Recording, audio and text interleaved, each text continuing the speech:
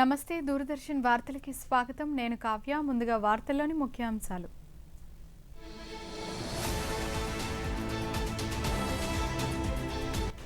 August 2న Nasha Mukt యువ for Viksit Bharat ప్రచారాన్ని ప్రారంభించనున్న ప్రధాని నరేంద్ర మోదీ.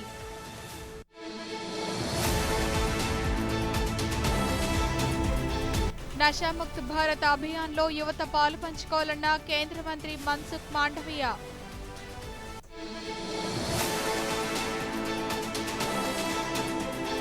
ప్రధానమంత్రి నరేంద్ర మోదీ రాజీనామా చేశారంటూ సామాజిక మాధ్యమంలో జరుగుతున్న ప్రచార లేఖను ఖండించిన కేంద్రం.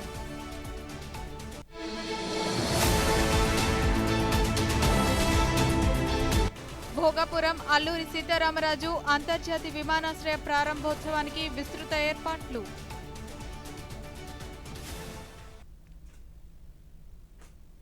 వార్తల్లో వివరాలు చూద్దాం. రాష్ట్రపతి ద్రౌపది ముర్ము న్యూఢిల్లీలోని రాష్ట్రపతి భవన్ సాంస్కృతిక కేంద్రంలో ఈరోజు ఛత్తీస్గఢ్ బస్తర్ మండలానికి చెందిన బస్తర్ పండం 2026 విజేతలు, బస్తర్ పరగణ మాజీ చలాకీ, పద్మ అవార్డుల గ్రహీతలతో కూడిన ప్రతినిధి బృందంతో సమావేశమయ్యారు. ఈ సందర్భంగా రాష్ట్రపతి ప్రతినిధి బృంద సభ్యులను సత్కరించి వారితో సంభాషించారు. ఈ సందర్భంగా రాష్ట్రపతి మాట్లాడుతూ బస్తర్ పండం వంటి కార్యక్రమాలు యువతను వారి సంప్రదాయాలు, ఆచారాలు, సాంస్కృతిక వారసత్వంతో తిరిగి అనుసంధానించడంలో కీలక భూమిక వహిస్తాయని పేర్కొన్నారు.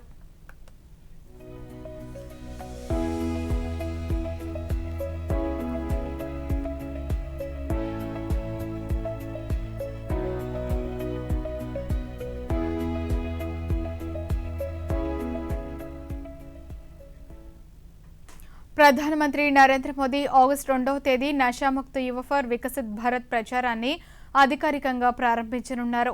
ఈ ప్రారంభోత్సవంలో 1 కోటి మందికి పైగా పాల్గొంటారని యువజన వ్యవహారాలు, క్రీడల శాఖ మంత్రి డాక్టర్ మన్సుఖ్ మాండవీయ తెలిపారు.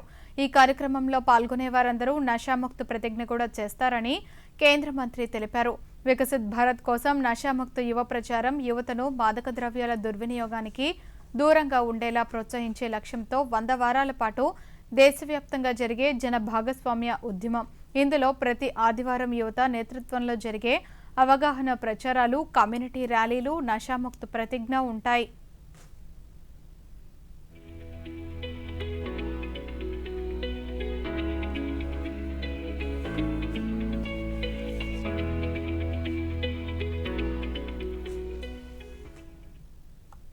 ప్రధానమంత్రి నరేంద్ర మోదీ ఈరోజు పార్లమెంట్ హౌస్లో అరుణాచల్ ప్రదేశ్, నాగాలాండ్ రాష్ట్రాల పార్లమెంట్ సభ్యులతో సమావేశమయ్యారు. 2 రాష్ట్రాల్లో నెలకొన్న వరద పరిస్థితిపై చర్చించారు. ఈ సవాళ్లను పరిష్కరించేందుకు కేంద్ర ప్రభుత్వం ఆయా రాష్ట్ర ప్రభుత్వాలతో కలిసి పనిచేస్తుందని ప్రధాని పేర్కొన్నారు. అందరి క్షేమం, భద్రత కోసం ప్రార్థిస్తున్నట్లు సామాజిక మాధ్యమం వేదికగా ప్రధాని పేర్కొన్నారు.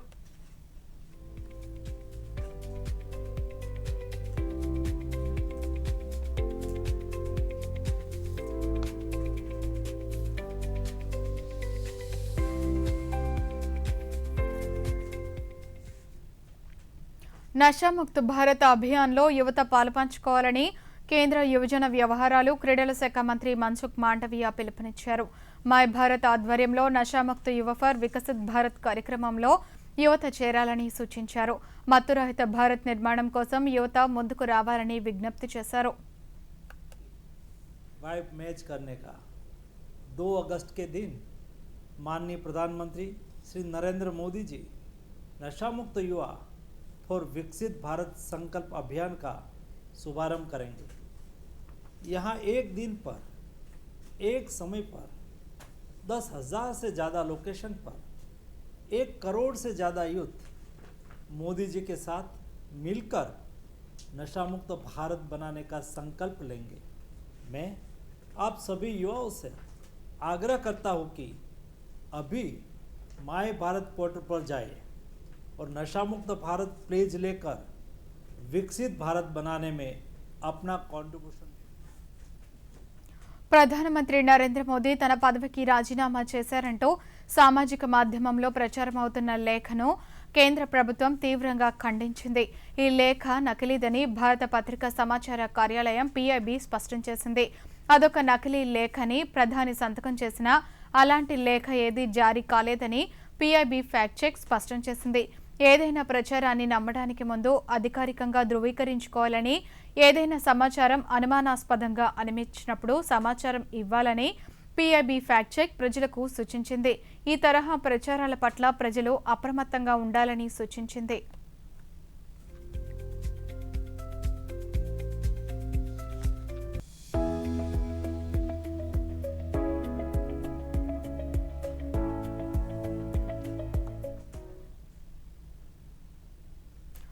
ఎల్నినోతో రాష్ట్రంలో నెలకొన్న సాగునీటి సంక్షోభంపై రైతుల్లో అవగాహన కల్పించాలని, సంక్షోభ నివారణకు ప్రత్యామ్నాయ మార్గాల అన్వేషణపై దృష్టి సారించాలని రాష్ట్ర ఉప ముఖ్యమంత్రి కె పవన్ కళ్యాణ్ రాష్ట్ర జలవనరుల శాఖ మంత్రి నిమ్మల రామానాయుడుకి సూచించారు.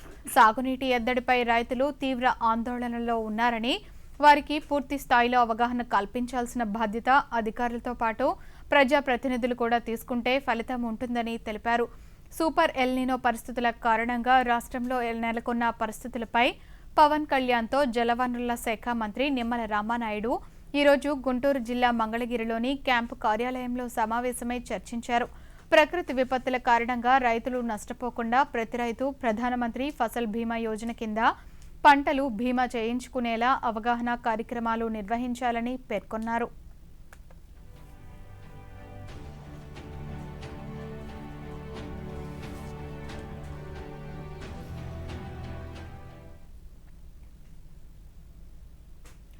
రాష్ట్ర వ్యాప్తంగా చేపట్టిన రాష్ట్రీయ బాల స్వాస్థ్య కార్యక్రమం 2.0 కింద సమగ్ర బాలల ఆరోగ్య పరీక్షలను రాష్ట్ర వైద్యారోగ్య శాఖ మంత్రి వై సత్యకుమార్ యాదవ్ ఈరోజు ప్రారంభించారు. పోలవరం జిల్లా రంపచోడవరం మండలం ముసురుమిల్లి జిల్లా పరిషత్ పాఠశాలలో జరిగిన ఈ కార్యక్రమంలో మంత్రి మాట్లాడుతూ ఈ ఏడాది 62,65,000 మంది చిన్నారులు, విద్యార్థులకు 38 రకాల ఆరోగ్య పరీక్షలు నిర్వహించనున్నట్లు తెలిపారు.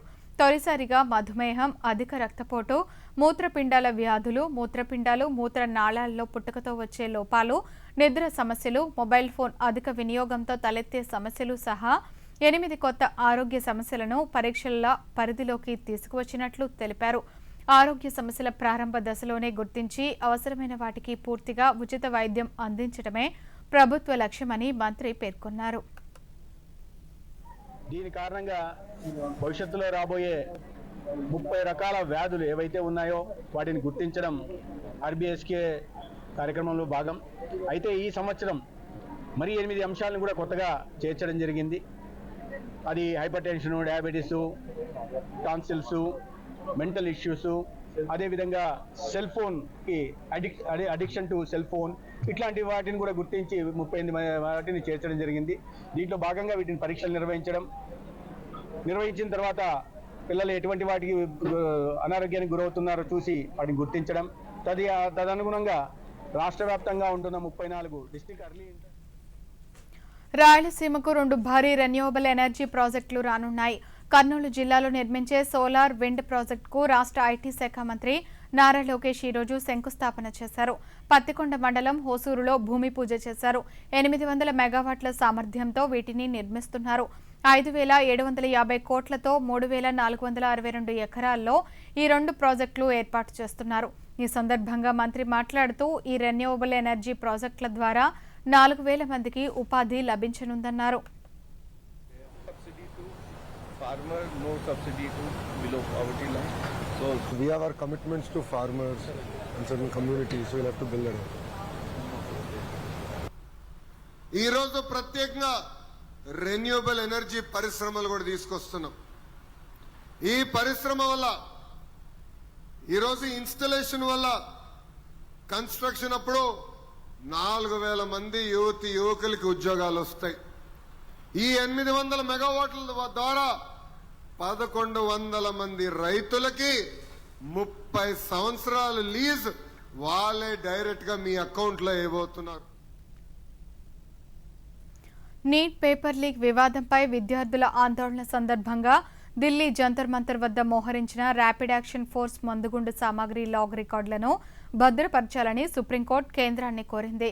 శాంతి భద్రతల పరిస్థితుల్లో మెటాలిక్ పెల్లెట్ గన్ల వాడకంపై పూర్తి నిషేధం కోరుతూ దాఖలైన పిటిషన్లలోని ఒక అభ్యర్థనను అపెక్స్ కోర్టు ప్రశ్నించింది.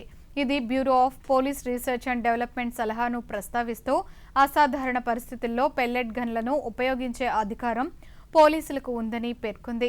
ప్రధాన న్యాయమూర్తి సూర్యకాంత్, న్యాయమూర్తులు జమలయ్య బాగ్చి, వి మోహన్లతో కూడిన ధర్మాసనం నిరసన సమయంలో పెల్లెట్ గాయాలకు గురైన వారికి ఉత్తమ చికిత్స అందించాలని ఢిల్లీ ప్రభుత్వాన్ని కోరింది. నిరసన సమయంలో జంతర్ మంతర్ వద్ద మోహరించిన ర్యాపిడ్ యాక్షన్ ఫోర్స్ మందుగుండు సామాగ్రి లాగ్ను భద్రపరచాలని సొలిసిటర్ జనరల్ తుషార్ మెహతా ప్రాతినిధ్యం వహిస్తున్న ధర్మాసనం కేంద్రాన్ని ఆదేశించింది.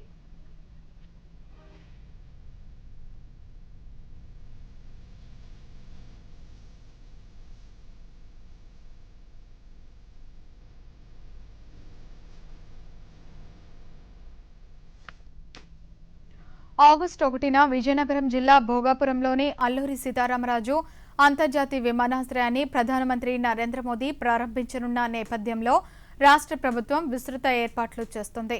ప్రధానమంత్రి నరేంద్ర మోదీ సమక్షంలో నిర్వహించే భారీ ధింసా నృత్య ప్రదర్శనకు రిహార్సల్స్ కొనసాగుతున్నాయి. రాష్ట్ర గిరిజన సంస్కృతిని దేశ ప్రధాని సమక్షంలో ప్రతిష్టాత్మకంగా ప్రదర్శించాలని రాష్ట్ర వ్యాప్తంగా 13,000 మంది గిరిజన విద్యార్థినులు ఈ కార్యక్రమంలో పాల్గొంటున్నారు. ఈ సందర్భంగా 2 రోజుల పాటు ఈ ధింసా నృత్యం రిహార్సల్స్ జరుగుతున్నాయి. విమానాశ్రయం ఎదురుగా మైదానంలో ఒకేసారి 13,000 మంది గిరిజన విద్యార్థులను చేసిన ఈ ప్రదర్శన ఆకట్టుకుంటుంది.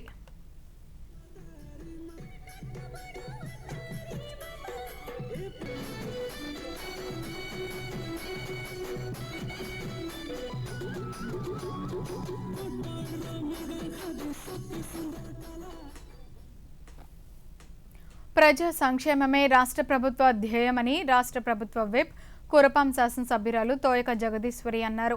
పార్వతీపురం మన్యం జిల్లా కురపాం మండలం తోటగూడు గ్రామంలో ఈరోజు ఎన్టీఆర్ భరోసా పింఛన్లను ఆమె లబ్ధిదారులకు పంపిణీ చేశారు.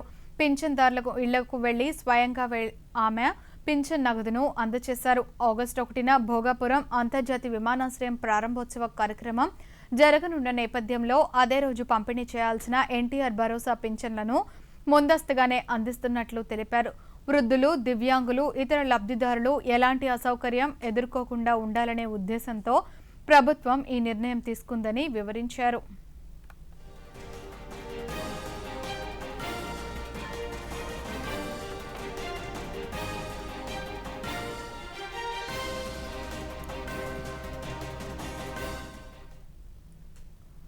విజయనగరం జిల్లా భోగాపురంలో నిర్మించిన అల్లూరి సీతారామరాజు అంతర్జాతీయ విమానాశ్రయ ప్రారంభోత్సవానికి విస్తృత ఏర్పాట్లు జరుగుతున్నాయి. ప్రధానమంత్రి నరేంద్ర మోదీ ఆగస్టు 1వ తేదీన ఈ విమానాశ్రయాన్ని ప్రారంభించనున్న నేపథ్యంలో విమానాశ్రయంలో ఏర్పాట్లపై మా ప్రతినిధి సంతోష్ అందించిన వివరాలను ఇప్పుడు చూద్దాం.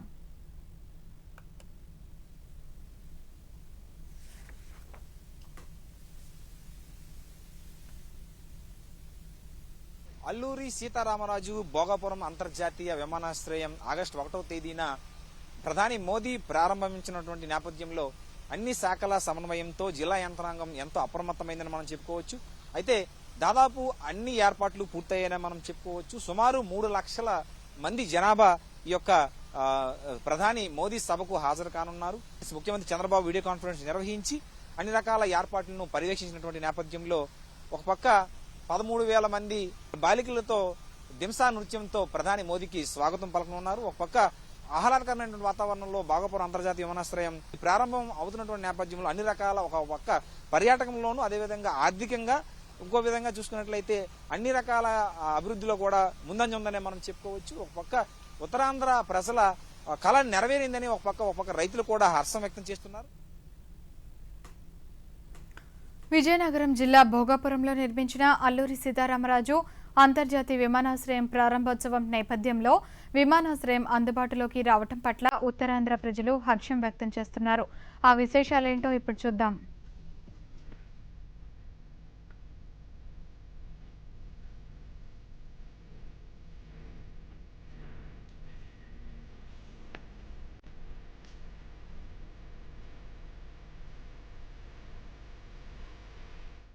భోగాపురం ఎయిర్పోర్ట్ ఏర్పాట్లు ఇప్పటికే చకచకా జరుగుతున్నాయని మనం చెప్పుకోవచ్చు.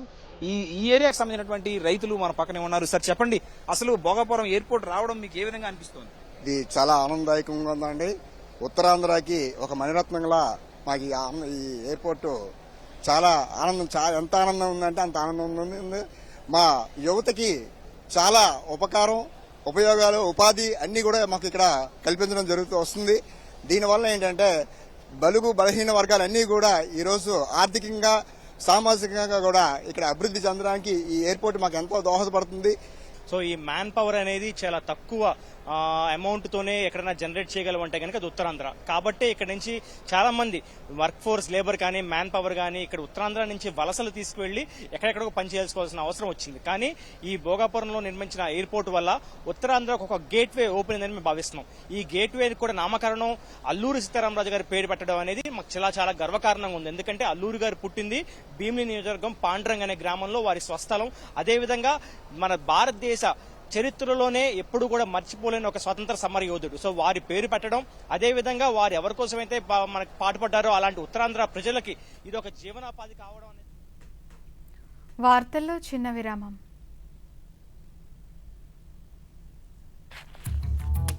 ముద్దు కొత్త కార్యాల చికెన్ అవకాశమా? వావ్, నాన్నకి సర్ప్రైజ్ ఇస్తాను. కొన్ని డీటెయిల్స్ కదా నింపాల్సింది. ఆగు మొద్దు. ఏంటి? ఇలాంటి పాపప్స్ పట్ల అప్రమత్తంగా ఉండాలి. స్కామర్స్ పర్సనల్ డీటెయిల్స్ తో మోసం చేయవచ్చు. ఓ, నీకు అర్థమైంది కదా. రిలాక్స్. కానీ కార్గిల చికెన్ ఉంటే నాన్న హోంవర్క్ చేయమని వారు కాదు. ఆర్బీఐ అంటుంది స్మార్ట్ అవ్వండి, కూల్ గా ఉండండి. తిరిగి స్వాగతం. కేంద్ర హోంశాఖ సహాయ మంత్రి నిత్యానంద రాయ్ జాతీయ గౌరవానికి అవమానాల నివారణ సవరణ బిల్లు 2026ను లోక్సభలో ఈరోజు ప్రవేశపెట్టారు. ఈ బిల్లుకు లోక్సభ ఆమోదం తెలిపింది. భారత జాతీయ గీతం జనగణమనకు ఉన్నటువంటి చట్టబద్ధమైన రక్షణను జాతీయ గేయం వందేమాతరంకు కూడా ఈ బిల్లు విస్తరింపచేస్తుంది. వందేమాతరం గేయాన్ని ఉద్దేశపూర్వకంగా అవమానించిన లేదా దానిని ఆలపించకుండా అడ్డుకున్న గరిష్టంగా 3 సంవత్సరాల జైలు శిక్ష, జరిమానా లేదా 2 విధించేలా నిబంధనలు చేర్చారు.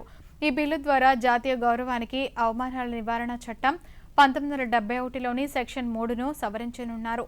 ఈ బిల్లుకు రాజ్యసభ ఇప్పటికే ఆమోదం తెలిపింది. లోక్సభ కూడా ఆమోదించడంతో పార్లమెంట్ ప్రక్రియ పూర్తయింది. ఈ సవరణ బిల్లు దేశ సాంస్కృతిక వారసత్వాన్ని, జాతీయ అస్తిత్వాన్ని మరింత బలోపేతం చేస్తుందని ప్రభుత్వం పేర్కొంది. जो सदस्य इसके पक्ष में वो हाँ कहे, जो सदस्य विरोध में है वे ना कहे. मेरे विचार में निर्णय हाँ वालों के पक्ष में हुआ, हाँ वालों के पक्ष में हुआ. विधेयक पर विचार करने हेतु प्रस्ताव को स्वीकृत किया गया. లోక్సభలో ప్రతిపక్ష సభ్యులు విద్యార్థి ప్రదర్శనకారులపై పోలీసులు చర్యపై నిరసనలు చేపట్టారు.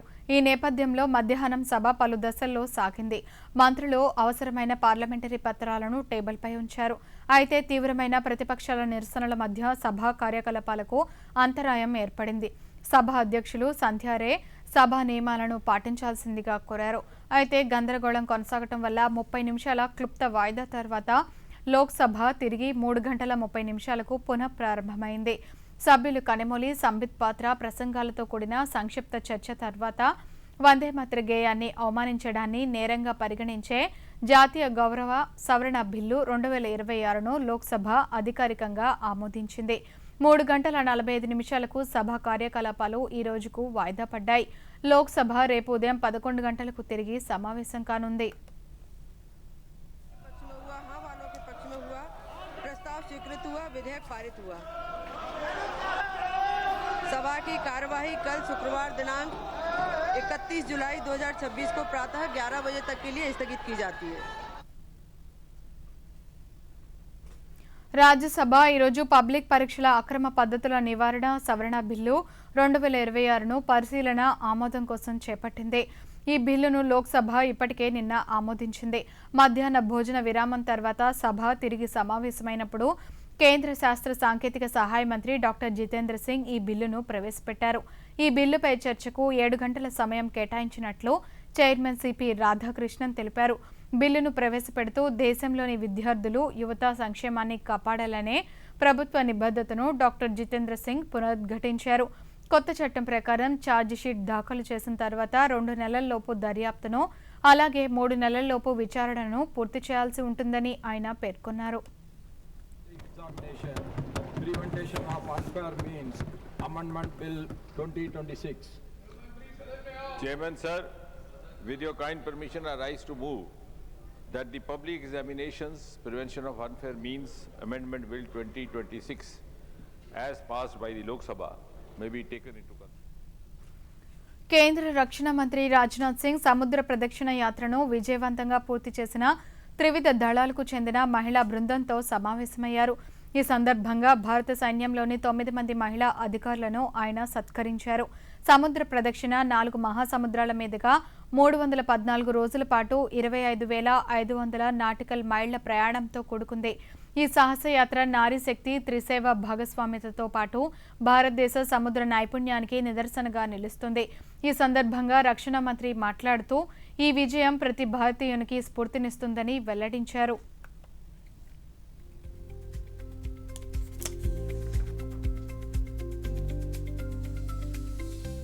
जैसे एक पिता को अपनी बेटी की कामयाबी पर प्रसन्नता होती है, वैसे ही मुझे भी प्रसन्नता हो रही है. लेकिन आपने जो आत्मविश्वास और कैपेबिलिटी दिखाई है, यदि उसके लिए कोई एक शब्द का प्रयोग करना हो तो मैं कह सकता हूं कि वो अपने में इनक्रेडिबल है. और मैं आज खुले मन से पूरे राष्ट्र की ओर से आप सबकी प्रशंसा करता हूं. और आपने इस अभियान से मैं कह सकता हूं कि केवल आपने समुद्र को ही नहीं जीता है, आपने उस सारी रूढ़ियों को भी पराजित किया है. భారతదేశంలోని క్షయ నిర్మూలనకు రాజకీయ నాయకత్వం, సామాజిక భాగస్వామ్యం కీలకమని కేంద్ర ఆరోగ్య శాఖ మంత్రి జగత్ ప్రకాష్ నడ్డా పేర్కొన్నారు. వర్షాకాల సమావేశాల సందర్భంగా పశ్చిమ బెంగాల్ ఎంపీలతో నిర్వహించిన క్షయరహిత భారత్ కోసం కృషి చేస్తున్న పార్లమెంటేరియన్లను కార్యక్రమానికి ఆయన అధ్యక్షత వహించారు. ఈ సందర్భంగా కేంద్ర మంత్రి మాట్లాడుతూ ప్రారంభ దశలోనే క్షయవ్యాధిని గుర్తించడంతో పాటు బలహీన వర్గాల ప్రజలకు విస్తృత స్క్రీనింగ్, సకాలంలో రోగ నిర్ధారణ, చికిత్స అందించడంపై దృష్టి సారించాలన్నారు.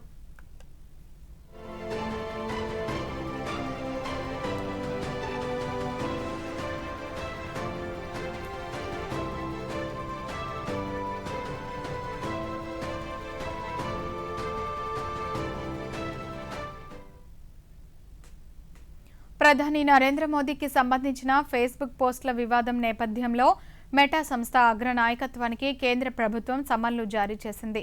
ఈ సందర్భంగా ఐటీ శాఖ కార్యదర్శి ఎస్ కృష్ణన్ మాట్లాడుతూ మెటా ప్రతిస్పందనను స్వీకరించిందని, ఈ సంఘటనపై సంస్థ విచారం వ్యక్తం చేసిందని తెలిపారు. ఇలాంటి సంఘటనలు జరగకుండా కొత్త భద్రతా చర్యలు చేపట్టామని మెటా సంస్థ తెలియజేసిందన్నారు.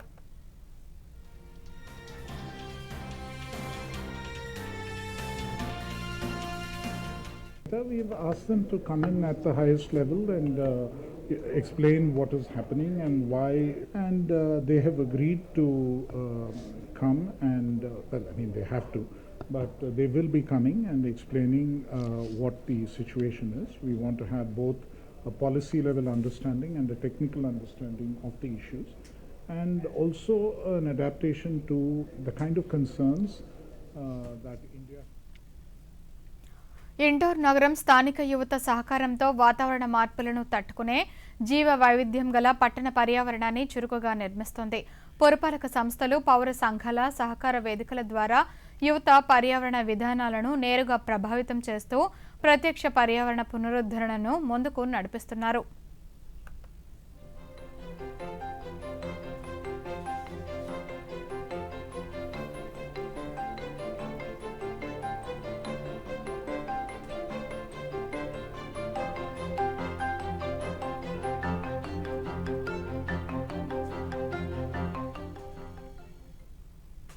లావెండర్ సాగు సంప్రదాయ పంటల కంటే అధిక రాబడిని అందిస్తూ రైతుల యువతను వ్యవసాయం ఉత్పత్తుల వైపు ప్రోత్సహిస్తోంది.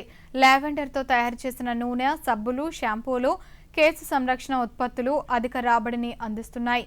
ఈ చొరవ స్థానిక పరిశ్రమల ఏర్పాటుతో పాటు ఉద్యోగాలు, కొత్త అవకాశాలను సృష్టిస్తోంది.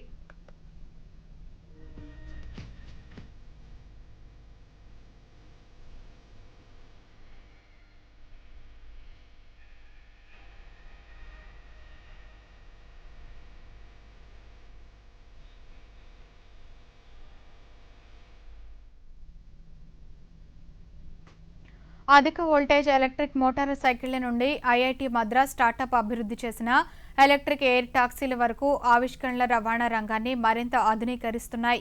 ఈ పురోగతులు కాలుష్యాన్ని తగ్గించడం, ప్రయాణ సామర్థ్యాన్ని మెరుగుపరచడం, మొబిలిటీ సమస్యలకు పరిష్కారం చూపుతూ భారతదేశాన్ని అగ్రగామిగా నిలిపేందుకు తోడ్పడుతున్నాయి.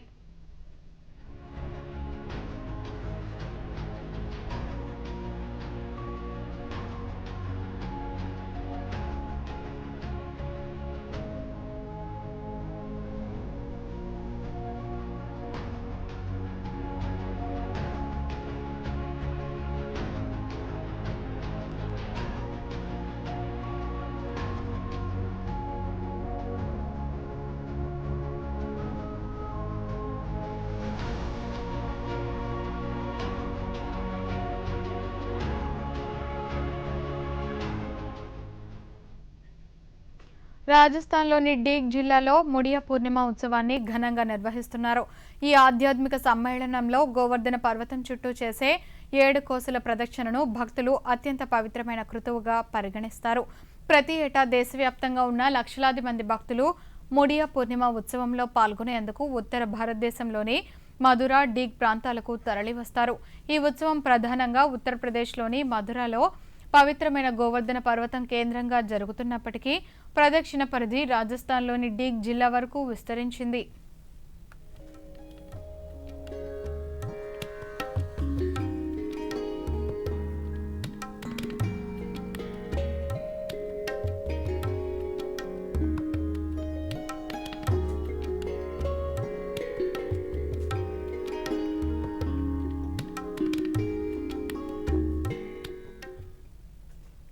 బెంగళూరుకు చెందిన ఒక స్టార్టప్ వాడిన బ్యాటరీల నుంచి లిథియం, కోబాల్ట్, నికెల్ వంటి విలువైన ఖనిజాలను వెలికితీస్తుండగా కొచ్చి శాస్త్రీయ పరిష్కారాల ద్వారా వ్యర్థాల నిర్వహణలో మార్పులు తీసుకువస్తోంది.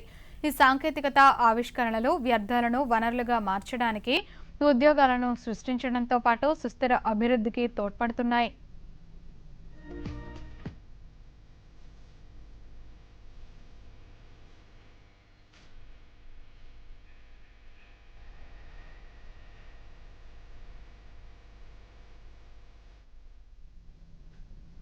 వేగవంతమైన పట్టణీకరణ, మధ్యతరగతి ప్రజల ఆదాయాల పెరుగుదల, డిజిటల్ మీడియా ద్వారా వ్యక్తిగత అలంకరణపై పెరిగిన ఆసక్తి కారణంగా భారతదేశంలోని హెయిర్ స్టైలింగ్ పరిశ్రమ శరవేగంగా అభివృద్ధి చెందుతోంది. ఒకప్పుడు హెయిర్ స్టైలింగ్ను విలాసంగా భావించేవారు. అయితే ఇప్పుడు శిరోజ సౌందర్యం, అలంకరణ పట్ల యువత అధికంగా మక్కువ చూపుతోంది. విస్తృత భారతీయ హెయిర్ కేర్ మార్కెట్ విలువ $4.1 బిలియన్ కాగా ప్రత్యేకమైన హెయిర్ స్టైలింగ్ సాధనాలు, ఉత్పత్తుల విభాగాలు అనేక $1 బిలియన్ విస్తరణను నమోదు చేస్తున్నాయి. హెయిర్ స్టైలింగ్, గ్రూమింగ్ రంగాలు ఆశాజనకమైన కెరీర్ అవకాశాలుగా ఆవిర్భవిస్తున్నాయి. కొత్త పోకడలు, వృత్తిపరమైన శిక్షణతో ఈ పరిశ్రమ యువతకు నైపుణ్యాలను, ఉద్యోగ భద్రతను అందిస్తోంది.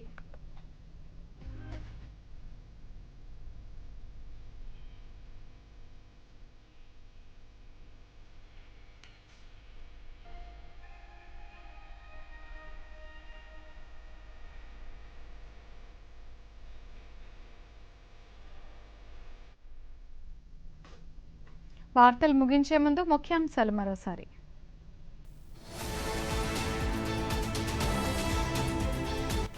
ఆగస్టు 2న నషాముక్త యువ ఫర్ వికసిత్ భారత్ ప్రచారాన్ని ప్రారంభించనున్న ప్రధాని నరేంద్ర మోదీ.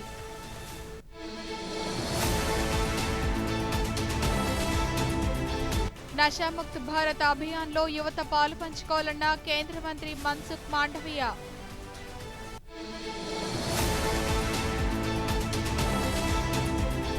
ప్రధానమంత్రి నరేంద్ర మోదీ రాజీనామా చేశారంటూ సామాజిక మాధ్యమంలో జరుగుతున్న ప్రచార లేఖను ఖండించిన కేంద్రం.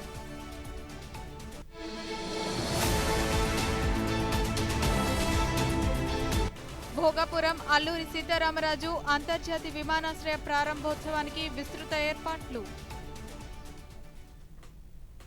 ఈ వార్తలు ఇంతటితో సమాప్తం. నమస్కారం.